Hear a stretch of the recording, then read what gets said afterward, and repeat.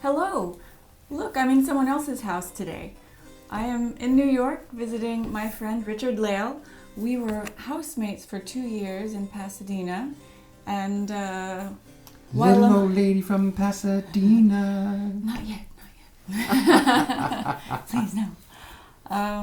So I was on the East Coast, and I thought I would drive up and say hello, and we'd make a video for you. Yes, so let me give a little bit of introduce myself, and then we'll have a nice conversation. So, as she said, my name is Richard-Lael. Richard-Lael is my first name. It is not two names. My full name is Richard-Lael Lillard. That is the full name, and I am called Richard-Lael as one name. I'm a psychic and a medium. I used to be a psychic and a small, but I gained some weight. And but today we're going to be just sort of catching up on old times, and we're going to be talking about a little bit of witchcraft, a little magic maybe. Also, We'll learn something new. Something new. Also, you can find me. I'm thegentlemanpsychic.com and everywhere. So that's if you can't remember Richard-Lael, you can remember The Gentleman Psychic.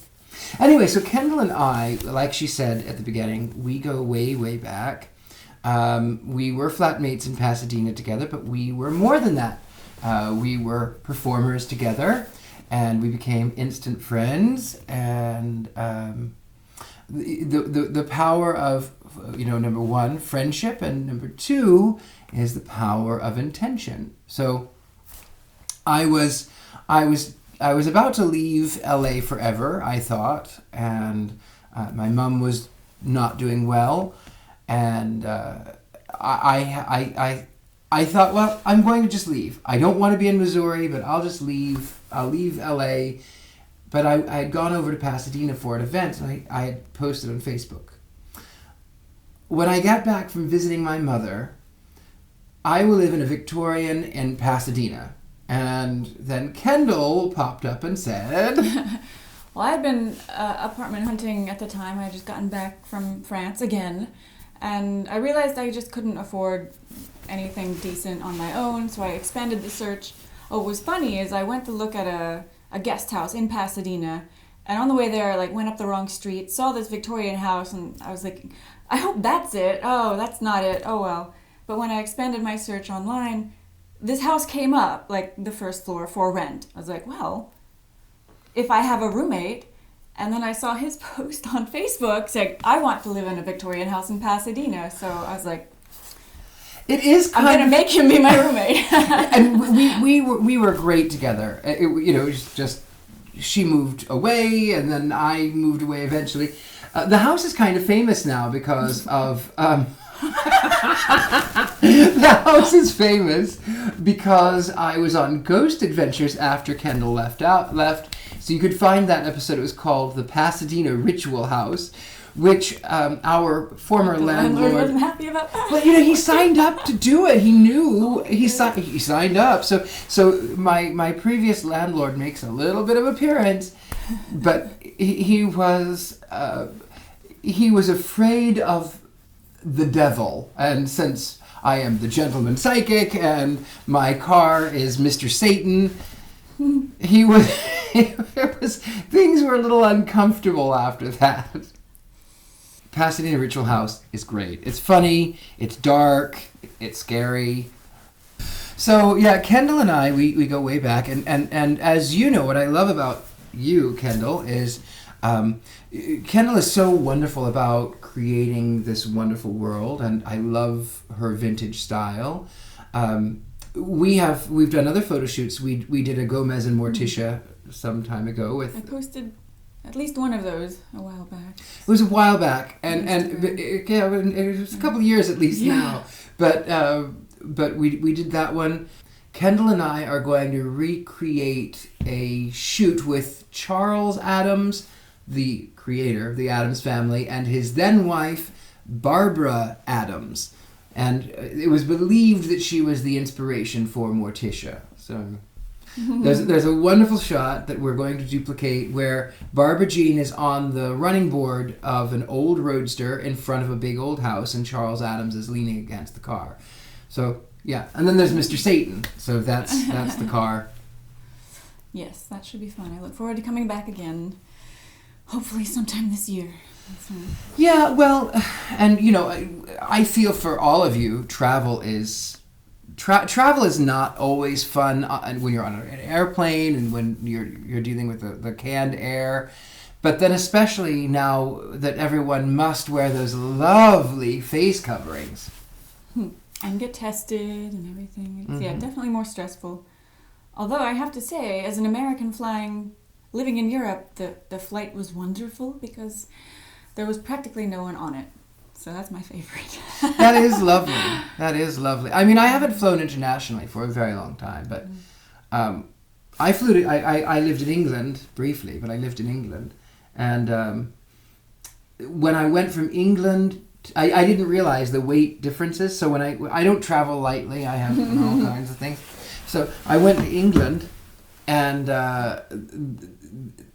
I had crown. I have a crown. It's a Freddie Mercury show crown that I used to play Freddie, and I get to the airport and they tell me it's going to be £3,000, which at the time the pound was double the dollar, so it was going to cost. It was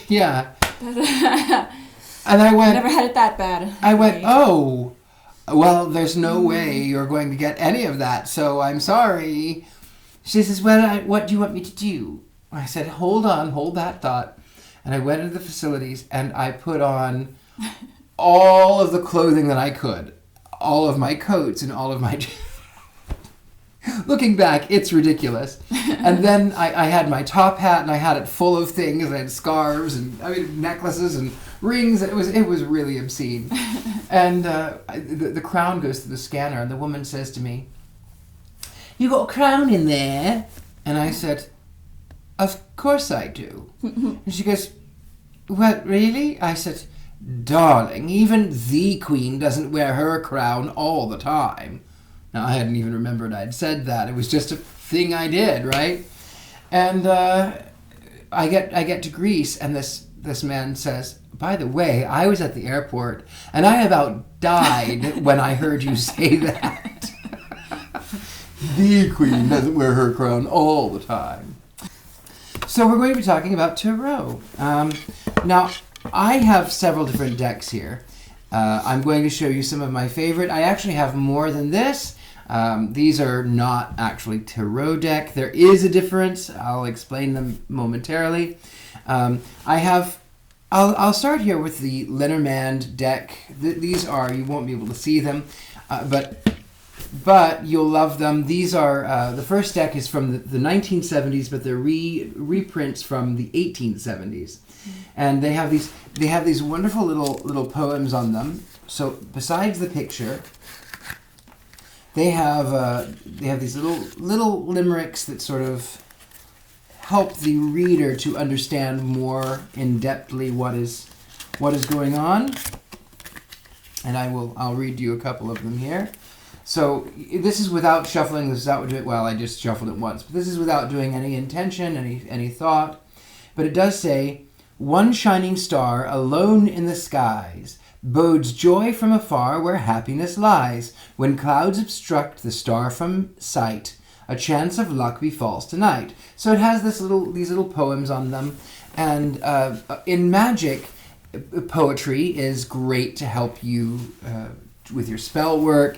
It helps you for your intention work. You already know where you're going. You don't have to think about it. You don't have to think about the words because you already know sort of what you're going. So when you're writing a spell, write it in poetry if you can. If not, it's all about the intention work.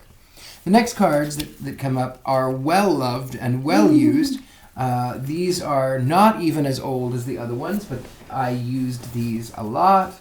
These are my Gypsy Tarot deck, and they're also Lenormand. They have these lovely little pictures, and the only things that they say are things like reunion, house, money, merchant. So this one allows a little bit more freedom, and I like that, so that you as the reader, you can ascribe to it at the beginning. This means this, and this, when I lay the card down, this means that. And sometimes the card can mean different things to different people. I can show you the same card to, you the same card, and then 50 other people the same card, and it not be the same thing. Depends upon the situation. Now these cards, these are fun. These cards are not fortune-telling cards. No. Nothing so simple as fortune-telling cards. These, my friends, these cards are drawn by Edward Gorey, the Fantod pack, and they are called misfortune cards.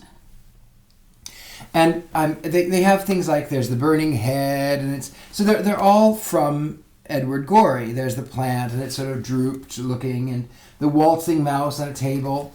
The thing about these cards is that they can be very accurate, and they can actually, for me at least, they told events that would actually happen.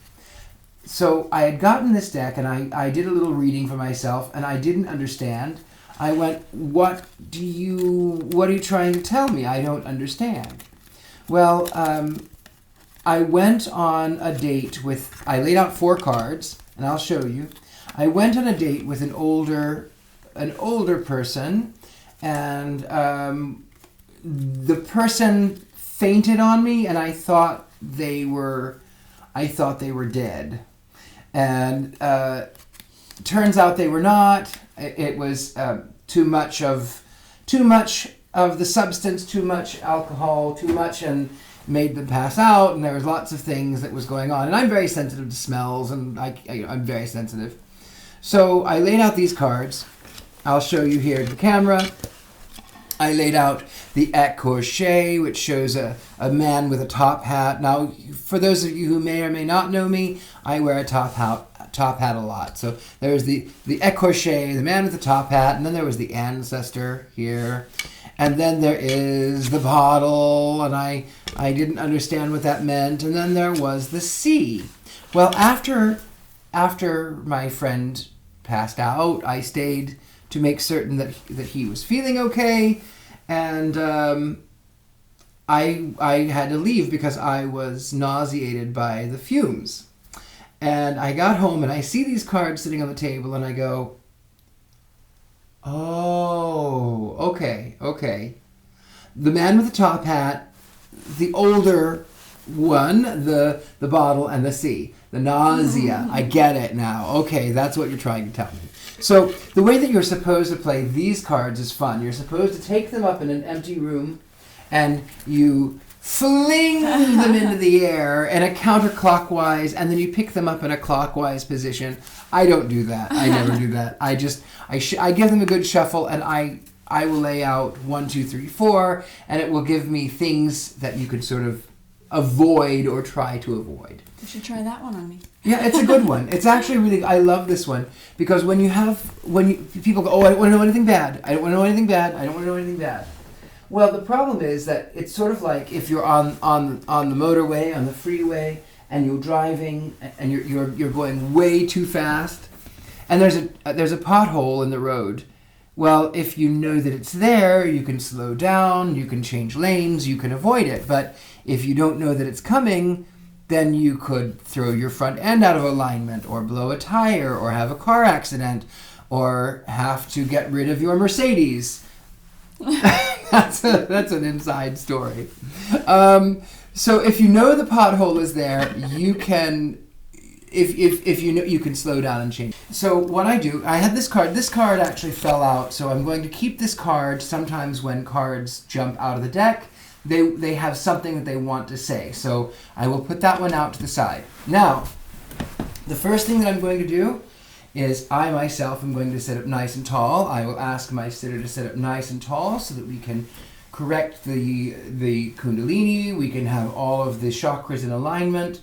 And then I will first do 3 breaths into the nose, out to the mouth. And I'm doing it in a counterclockwise. So this way we can clear the energy. So I'll go in.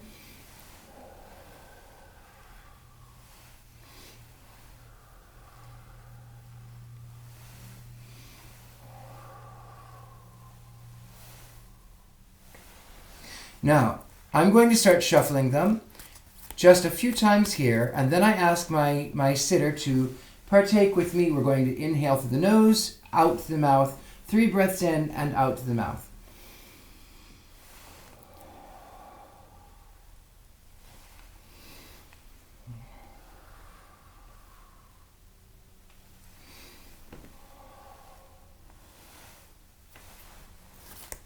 Now, as I am shuffling these cards, I want my sitter to clear their heads and to, when they feel that the cards have shuffled, when they feel like they have gone enough, to tell me when to stop.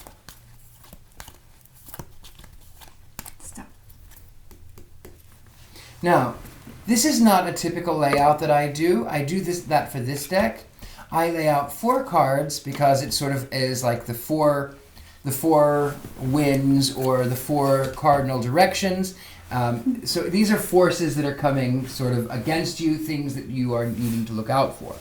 The number 1 card, the one that jumped out of the deck, this one, I think we might be able to do an insert here, but this card, it's called the bundle, and it shows what looks like a person tied in knots and sort of in a place where they can't really move. Now, what this is talking about for you, things to look out for. Getting in a bind, it is talking about always protecting yourself, always carrying with you the tools that it takes to escape. So that's whatever that means. Sometimes they are self-inflicted, and the more we struggle, then the harder it is to get out. Houdini was of course a famous escape artist, and he could dislocate a shoulder. But the way that those straitjackets are created is that if you struggle, they'll restrict you more, and then you find that you can't move. So the focus that I would say for you, focus on your breath, focus on that. You settle the nerves, settle the stomach being tied in knots, settle the nerves. That's important. Now the next 4 things, these are again the 4 cardinal directions. So we have the urn. The urn card comes up. This one represents to me about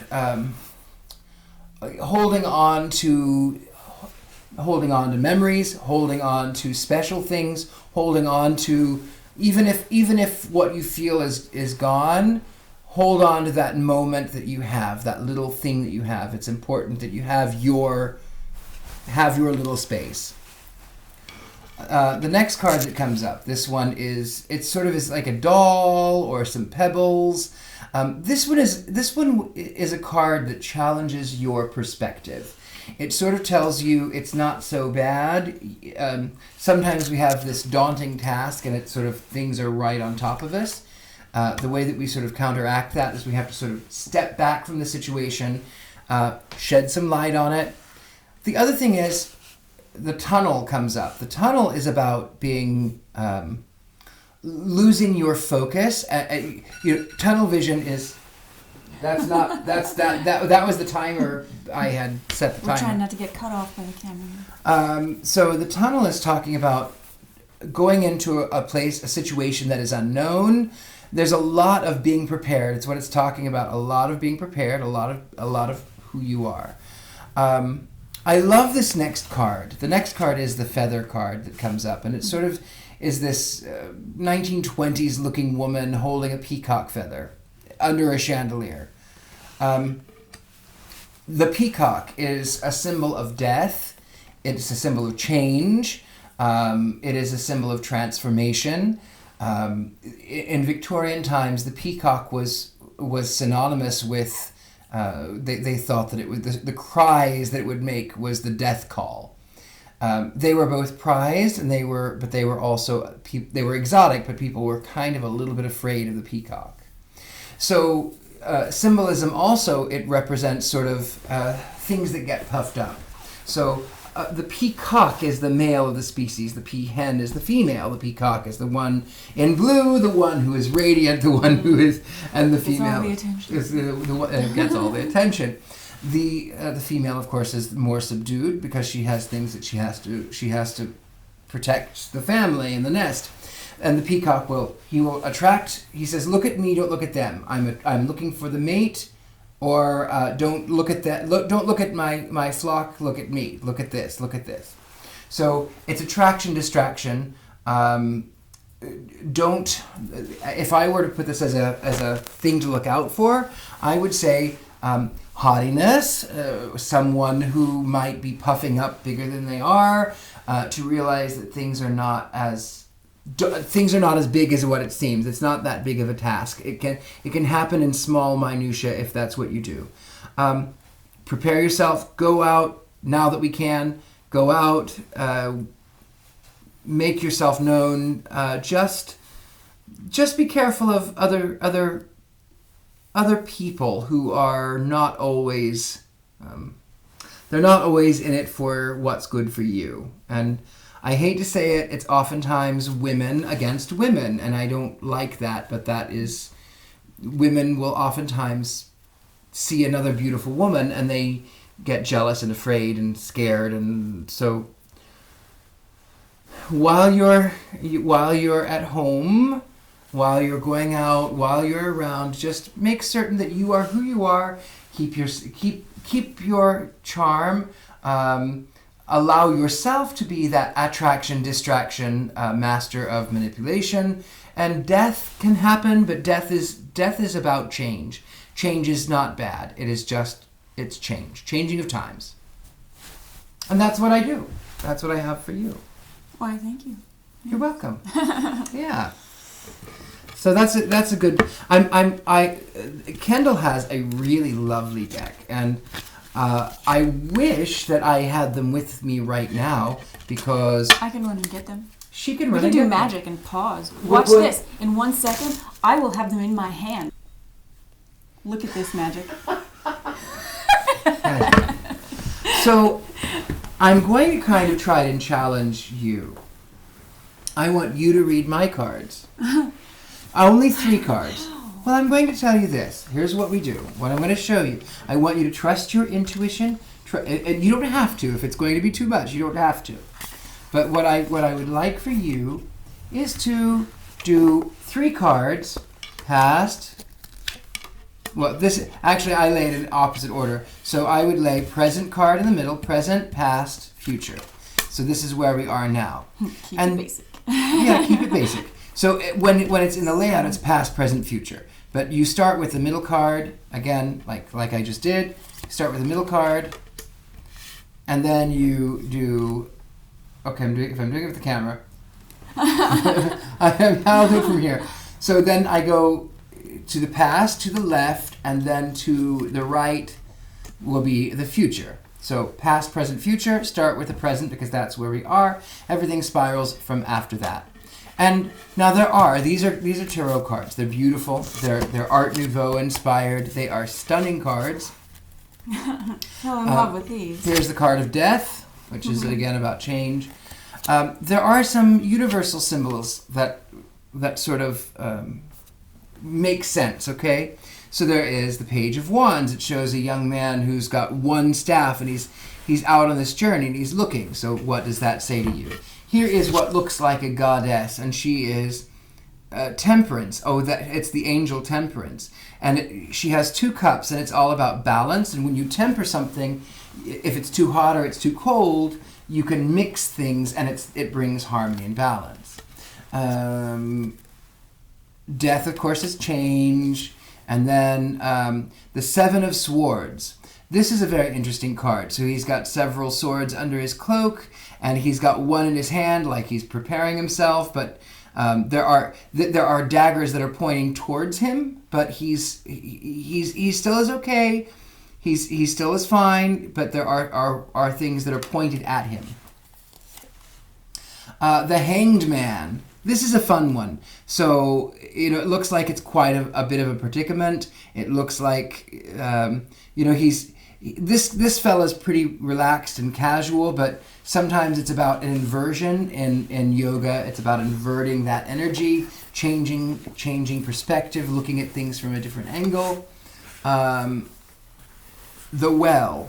So this one it shows a boy who's sort of wishing, a boy or a girl, I can't tell, but someone who's sort of wishing by the well, and they've got their pendulum out, and it's it's from that well that things are drawn.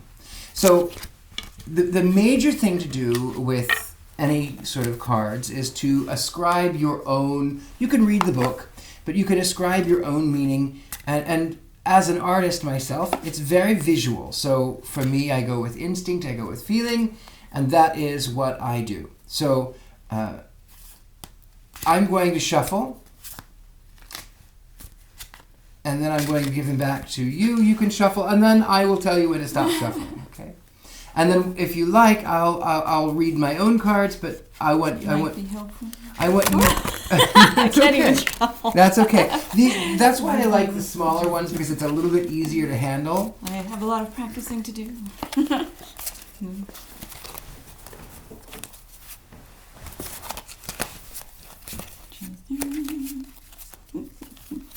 All right. That's good. That's good. That's good. Okay. Now, 3 breaths in.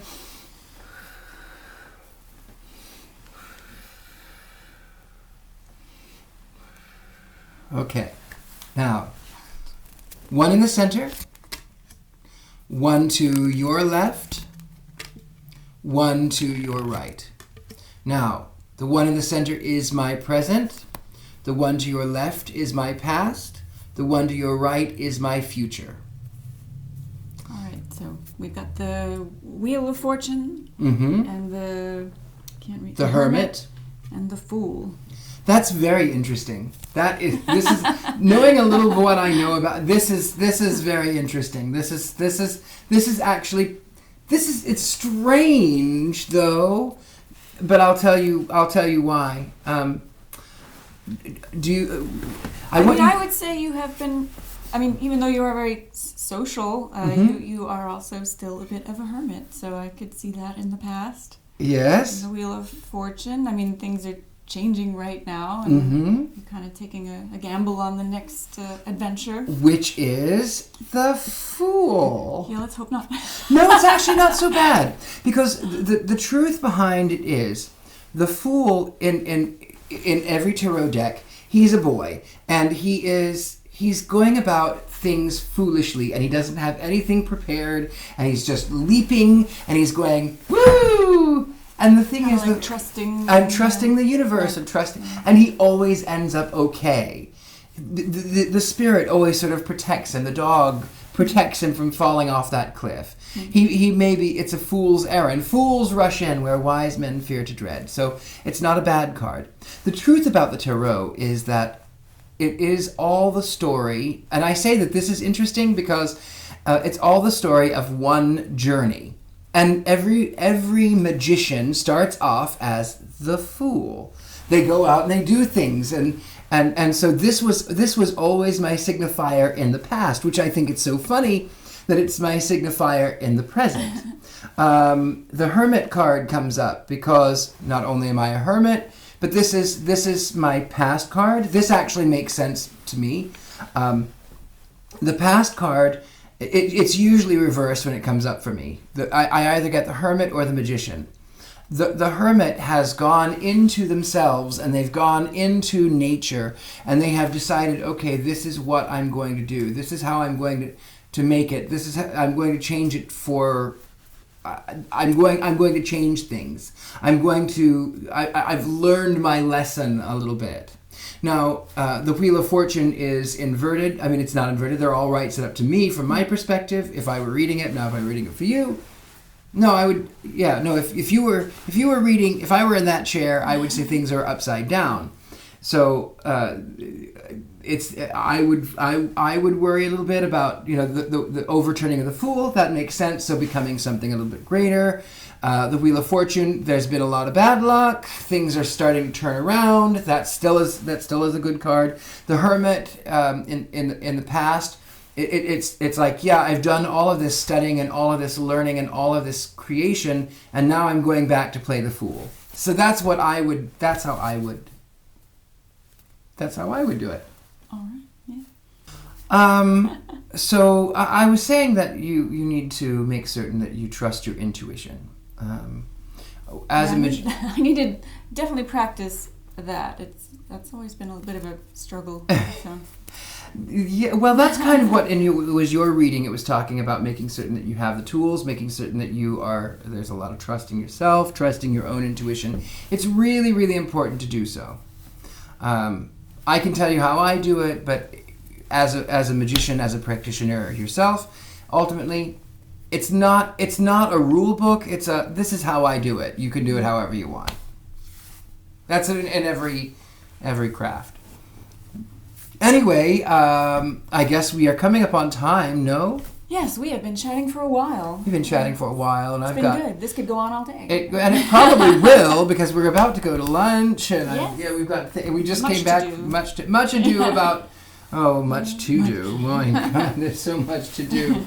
2 weeks, folks. Anyway, thank you so much for joining me, Richard-Lael Lillard, the Gentleman Psychic, and Kendall.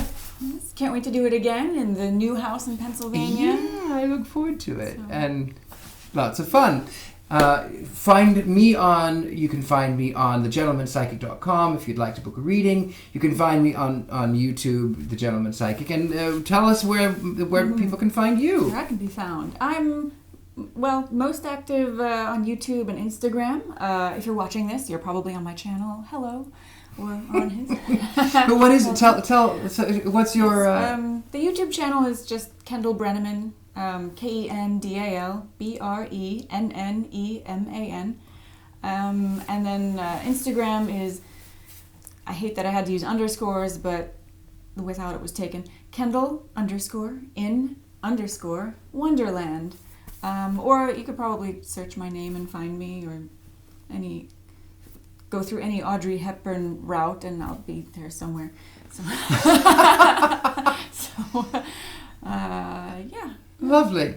All right, folks. Thank you so much. Thank you. Love you. Thanks, bye. Bye.